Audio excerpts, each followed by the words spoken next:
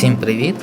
І ми сьогодні разом з поліцейською машиною білого кольору та звірями будемо вивчати книжку «Овочі». Ура! Поліцейська машина і звірі. Будемо читати книжку? Да, будемо. Почнемо. Відкриваємо сторінку. Так, перша сторінка. Якого кольору ці овочі? Огірок, кабачок. Я знаю. Зеленого кольору. Правильно. Ура! Наступна сторінка. Який з цих овочів червоного кольору? Баклажан. Солодкий перець. Червоного кольору солодкий перець. Ура!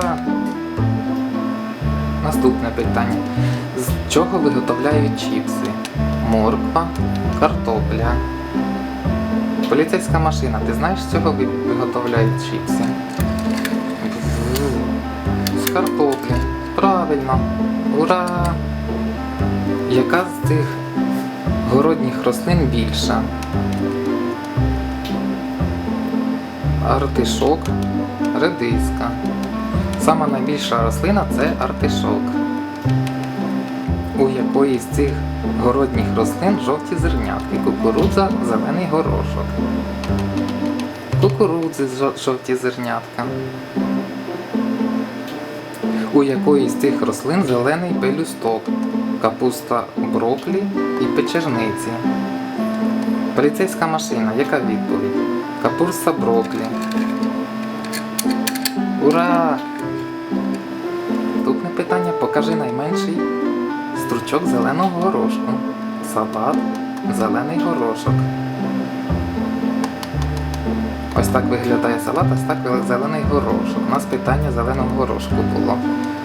Ось ось самий перший маленький. Ура! Тепер пограємо в гру. Гра називається гра овочів. Перше питання.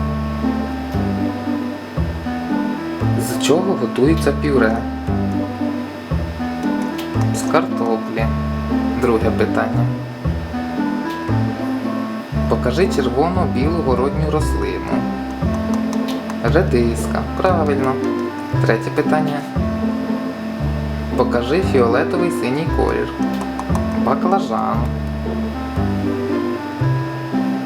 Покажи ніжки печерниці. Ось о, печерниці. Я по них пригаю. Останнє запитання. Покажи овочі, які тобі саме більше смакують. Мені більше смакують є кукурудза і картопля. Це кінець. Всім пока.